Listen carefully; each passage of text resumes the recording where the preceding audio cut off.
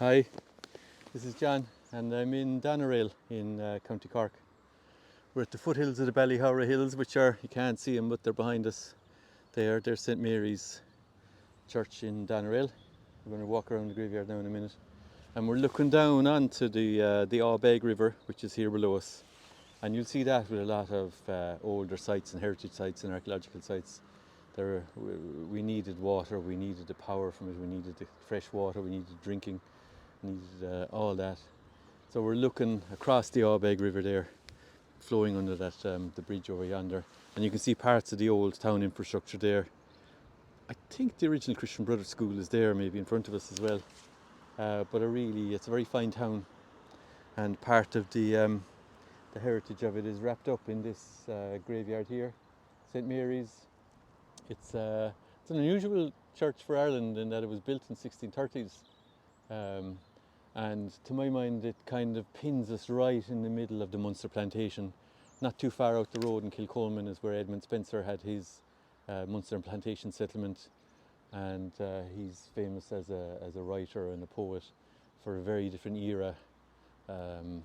If we picture, this was built after Spencer, but it represents what happened in Ireland, the power change that happened, the change from one elite to another, harbingers of the end of the Gaelic lordship.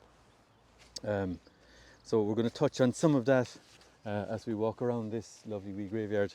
I was just standing there on the stump of a tree recently felled, and when I came in first I was saying, oh God, the old trees that were here when we did the survey have had to be felled, but when I've gone look at them now, they're not that old. So I don't know, you can't see in here, but 1, 2, 3, 4, 5, 6, 7, 8, 9, 10. 1, 2, 3, 4, 5, 6, 7, 8, 9, 10. So from there out you're looking at 20 years. So these might only be 30 years old. That's surprising, isn't it? They're fast growing anyway. So we're here at the south of the graveyard.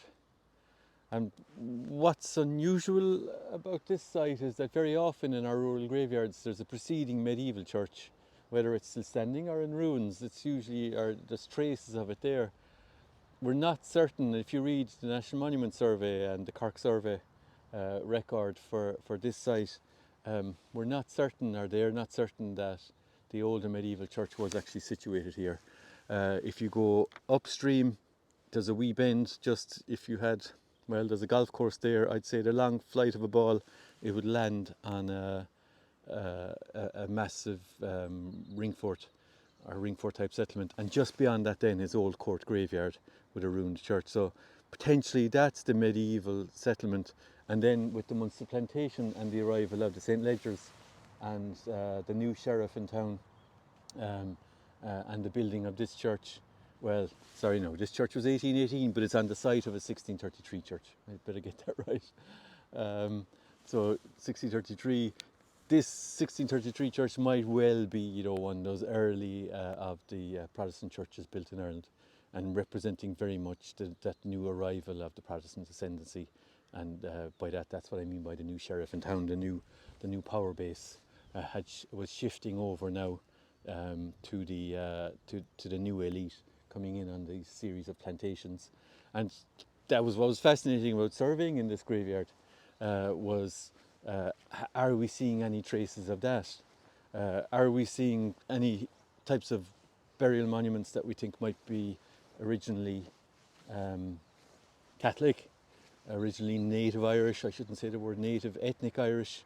And the part answer that, we come here south of this church anyway. These are some of the earliest headstones in the graveyard, and this one here is the earliest that we recorded.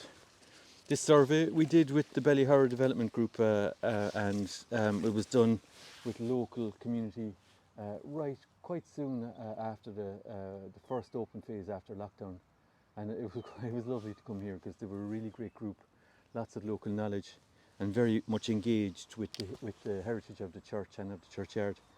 And this then, when we're talking about ethnicity, you can never know unless you have the historians on board and they have the documentation sorted out.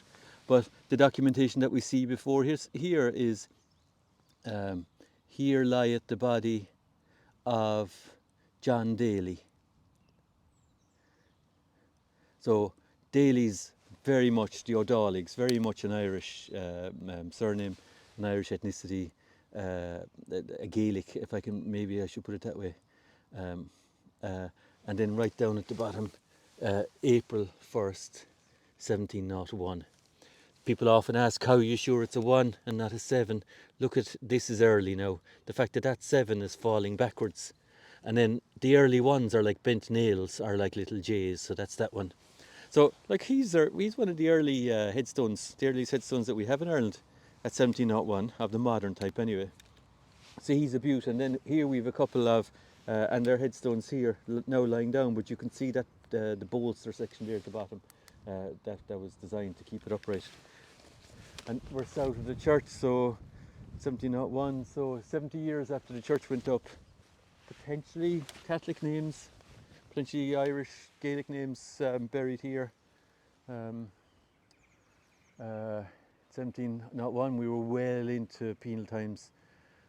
So there's clues there that I haven't quite deciphered yet. As we head over across different parts of the graveyard, I want to look at one of these stones here, one of these three. That's the backs of the stones. But if I go around the front, then there's a new iconography here that we're not seeing anywhere else. Covilshire and show. Okay, so look at this beaut, lovely. Usually when we see them of this size, we can tell, look, that's early. The early ones are usually smaller. And that's him, like the size of my hand. But look at the decoration that's here. Sometimes we'll get marigolds on a headstone, but this is more of a rosette. Do you see that there? That's so unusual. We rarely get this anywhere in the country. And then the inscription is, "Here lieth the body of David Featherston." So very English, 1770, age 24. So I'm not saying it's a Celtic, or sorry, it's a Munster plantation family, but I am saying that it's the new generation, that it's people coming in after the Munster plantation, and they've got their feet under the table. And could we be seeing a Church of Ireland, the Protestant stone here? And normally they're very plain, they don't go for a lot of ornamentation, but in this case maybe we're seeing an early form of ornamentation, potentially with that Church of Ireland background. So I think that's very interesting for us on a national level to see what kind of iconography is showing. The most common types of iconography, or that interests the general public and ourselves, would be the Freemasons. And this is a very nice, interesting grave. An early headstone here. The one on the right is later, and it's the Colligan surname, which I don't come across very much. And Stewart's, 1920 are the dates on that, 1903. This one alongside it then, lovely round head. It's got an ornamented border, so that's telling me that it's older or it's earlier. And what's it got here? Who is it? It's Colligan. Oh yeah, so it's Tamsin Colligan. So I think this must be the only Tamsin that we have on an Irish headstone. Well, that in our system anyway. And it's for her son, Daniel Jane Colligan, 1816. So it's not hugely early, and he was 40. Also 2 of her grandchildren, John and Tamsin. So there's 2 Tamsins on the one stone. But what's interesting is here up top, Shin, this iconography here is indicative of what we'd commonly say it's either a Mason or a Freemason. So what are they called? There's a set square for the right angle, and then there's the dividers or the compass. So the Freemasons were a very important organisation in Ireland, very strong organisation in Ireland, and strong links here with Doneraile and St. Ledger's, and that's potentially some of their iconography in that stone there. So interesting iconography. And then here to the east end of the church, we've got a lot of early headstones. So what we're looking at here, nice early, and this is actually just one of the earliest in the whole graveyard. Daly's over yonder, we're 1701, and this one here then, this square topped, it's in a line with the church. Richard Atkins and Barbara, his wife, 1791. No, she departed the 1710. All right, we have a problem there now. Age, oh sorry, so she was age 91 in 1710. All right, so that's it, so we're okay. I thought that was 1791. So we always have to double check with our dates and so on. But look, this is a broken one here. That's the front face of that. That's small. It's the same kind of proportions, even a bit smaller than the one over there. These other ones here are lower than Daniel Colligan's that we saw over there. So I think we have a nice early group. And the iconography that we're getting on these stones then is interesting. Nothing on the Atkins one, but nice and early, 1710. There's definitely something on this. Scrolled foliage. Oh, there's the rosette type feature in the middle. And almost, I don't know, what is that? I can't call it. Hops? Can't call it a pineapple, can I? George Atkins. Alright, so Atkins is again. So early. So that's a nice, and like just that alone is a clue to us. And having worked up in Ulster Plantation graveyards, a couple of them related in the last 2 years, this iconography is connects up with there as well, and it all tells a story. So the older part of the graveyard here, very nice preservation of old headstones, just what you'd hope you would have. I won't go into him, we'll look at him some other day. That's a class of an external mural tablet with a chest below, harping back to older, grander days. If I remember correctly, yeah, David Fleury, late of Doneraile, in the merits of Jesus Christ. We'll look at him some other day. For any archaeologists and antiquarians over there, I think that chest tomb there, I'm pointing with my thumb, that's for the Grove White family. And when you read a lot of the National Monument surveys for graveyards and the Archaeological Survey of Cork, Grove White is one of the main antiquarians referred to. This is one of their burial places. And when we did the survey here in an adjacent graveyard, Gary Hintogue, oh, that's interesting there now, look. There's actually a grave hump without a grave marker. See that? So there's a grave unmarked. It's in a row with other marked graves, so that's okay. There's a footstone and there's a headstone. So you're seeing the full range of, and now I'm walking over into a grave hollow. And then when we did Gary Hintogue, one of the families we met were the Evanses. So just like a lot of the early families here in the, from those late 1500s, early 1600s, some of them are still here, and the Evanses are some of those. And there's a long history with the Evanses, and they're very interesting to talk to. And this one is interesting because this is one of the ladies, must be grandaunts, that we met for Una Evans. It's a Commonwealth Grave Commission RAF auxiliary. She died 22nd of April 1946, aged 28. So, as a lot of Irish families maintained an allegiance across the water, and they would have served in the First World War and then also in the Second World War, and you can see that here with some of these Evanses then.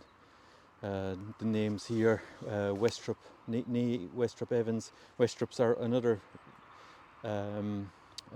family with strong associations with archaeology and antiquarians, and Carker below, that relates to the townland that they come from.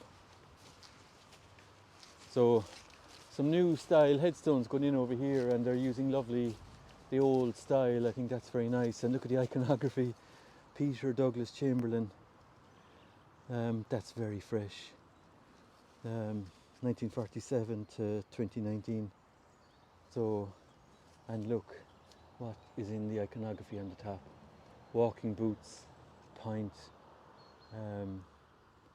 playing cards, and then the compass, north, south, east and west. That's beautifully done.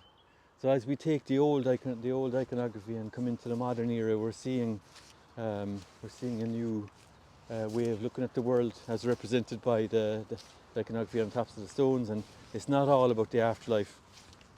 It's not all about a strong association with the Bible or Rome or whatever. There's a more human element, I suppose. And here we are north of the 1815 church. And another really interesting thing about this graveyard, and even though this looks like an unusual or not so striking corner, I spoke about the Evanses over. This marker here is the Evans family vault. And what's a family vault? But what there is, excuse me, under there, if I show the light, in that area there in front, if you scrape that back with a shovel, there'll be a few slabs in there. You can move the slabs. That gets you steps down then into a vaulted chamber that's in underneath the church. So it's what we call an intramural vaulted burial structure. And there are a few of these in Doneraile, because it has its older roots back in the Munster plantation, because it's right there at the start of the Protestant ascendancy. Those prominent families are still identifiable locally today, and by the type of burial structures that they use. And here in Doneraile, St Mary's, that involves intramural vaults, we call them. So structures under the ground, under the floor of the church. And just now, before we finish, we'll come around this side to the entrance doorway.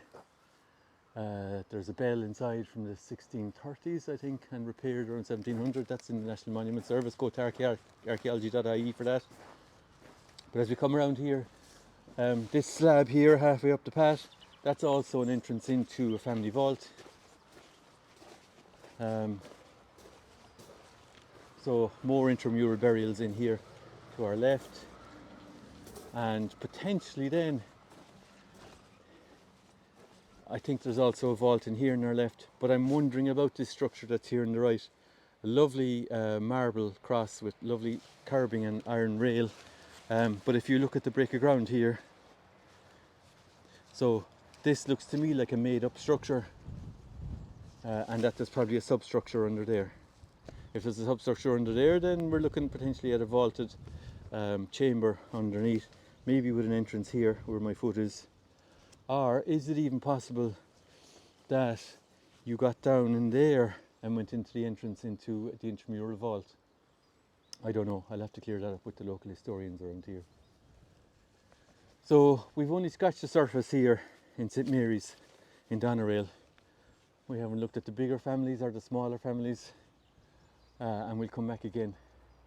It's an absolute stunning graveyard, and actually a pivotal graveyard in terms of the understanding of burial practices from the 1600s onwards, and then also this arm wrestle between Catholics and Protestants, the arm wrestle between different power bases, very often represented by headstones like you'll get here in this graveyard. So back to the Ábeg, back to Doneraile, Doneraile, the fort on the cliff. That settlement that I mentioned, the ring fort out along the cliff out there, that's the Dún or the Oil. Oil is a cliff. And then this is the a later church, maybe connected into Old Court, that we're going to go to in a minute. Okay, I'll leave it there. Slán.